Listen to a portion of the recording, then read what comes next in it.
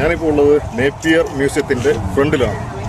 അപ്പോൾ ഇതിൻ്റെ Napier museum എന്ന പേര് വരാനായിട്ടുള്ള കാരണം എന്ന് പറയുന്നത് മദ്രാസ് ഗവർണറായിട്ടുള്ള ബ്രിട്ടീഷുകാരനായ ഫ്രാൻസിസ് നേപ്പിയറിൻ്റെ ആദര സൂചകമായിട്ടാണ് ഇതിന് ആ ഒരു പേര് വീണത്. 1880 കേട്ടോ ഇത് സ്ഥാപിച്ചത്. കാണാനൊക്കെ കൊട്ടാരം മാതിരിയാണ്, അടിപൊളി, നല്ല എന്താ പറയുക, ഇവിടെ വന്നു കഴിഞ്ഞാൽ നിങ്ങൾക്ക് എൻജോയ് ചെയ്യാം. ഇതിൻ്റെ തൊട്ടടുത്തായിട്ടാണ് സൂ ഉള്ളത്.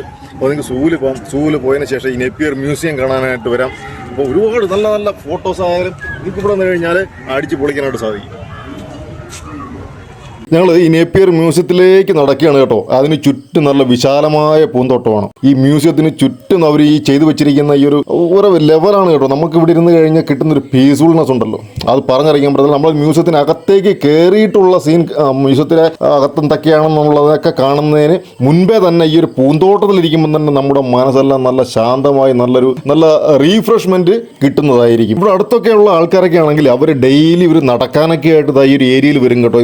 ഇതിലെ കൂടെ നടന്നു പോകുമ്പോൾ തന്നെ നമുക്ക് എല്ലാം ഫുൾ ഹാപ്പിനെസ് ആയിരിക്കും കേട്ടോ. നമ്മുടെ ഫുൾ മൈൻഡ് പീസ്ഫുൾ ആയിരിക്കും. സോ ഇതൊക്കെ കിട്ടാൻ വേണ്ടിയിട്ടാണ് ആൾക്കാർ ഇവിടെ നടക്കാൻ തന്നെ വരുന്നത്. പിന്നെ ഒരുപാട് കപ്പിൾസ് വന്നിട്ട് ഈ ഒരു സ്ഥലത്തൊക്കെ ഇരിക്കുന്നത് കാണാം. ഇറ്റാലിയൻ മാർബിളിലാണ് കേട്ടോ നിങ്ങൾ ഈ കാണുന്ന സിംഹങ്ങളൊക്കെ. രണ്ട് സൈഡിലും ഉണ്ട് സിംഹങ്ങൾ ഇത് പണിതിരിക്കുന്നത്. ഇന്ത്യയിലെ ഏറ്റവും പഴക്കമുള്ള മ്യൂസിയം 1857 ഇത് സ്ഥാപിച്ചത്. ഉത്രം തിരുനാൾ മാർത്താണ്ഡവർമ്മയുടെ കാലത്താണ് ഈ മ്യൂസിയത്തിന്റെ തുടക്കം എന്നൊക്കെ പറഞ്ഞാൽ. അനിഴം തിരുനാൾ മഹാരാജാവിന്റെ നിർദ്ദേശപ്രകാരം സ്ഥലപരിമിതി ഒഴിവാക്കാനായിട്ടാണ് 1873 പുതിയ മന്ദിരത്തിന്റെ പണികൾ തുടങ്ങിയതും 1880 പണികളിലെല്ലാം പൂർത്തീകരിച്ചത്. ഒരു മ്യൂസിയത്തിന് പുറത്ത് ഇത്രയും നല്ല കാഴ്ചകൾ അവർ ചെയ്തിരിക്കുന്നുവെങ്കിൽ എന്തായിരിക്കാം അകത്തെ കാഴ്ചകൾ എന്നുള്ളത് വണ്ടടിച്ചിരിക്കാനായിട്ട് ഞങ്ങൾ എല്ലാവരും. നിങ്ങൾ ഈ കാണുന്ന പീരങ്കി ഉണ്ടല്ലോ, പണ്ട് രാജാവിന്റെ കാലത്ത് സ്ഥാപിച്ചതാണ് കേട്ടോ. ഈ പുറത്തേക്ക് തള്ളി നിൽക്കുന്ന ജനാല ഉണ്ടോ, അതൊക്കെ എന്ന് വെച്ച് കഴിഞ്ഞാൽ ഈ മ്യൂസിയത്തിന് നല്ല ഭംഗി നൽകുന്നുണ്ട് കേട്ടോ.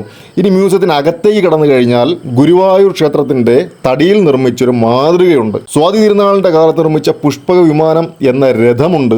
വെങ്കല പ്രതിമകൾ, ദാരുശില്പങ്ങൾ, ദന്തശില്പങ്ങൾ, ശിലാരൂപങ്ങൾ, നാണയങ്ങൾ, വേലുത്തമ്പി തിളവയുടെ വാഴനാരിൽ തീർത്ത വസ്ത്രങ്ങൾ തുടങ്ങി 550ഓളം വരുന്ന പ്രദർശന വസ്തുക്കൾ എന്നിവയാണ് നമുക്ക് കാണാനായിട്ട് സാധിക്കുന്നത്.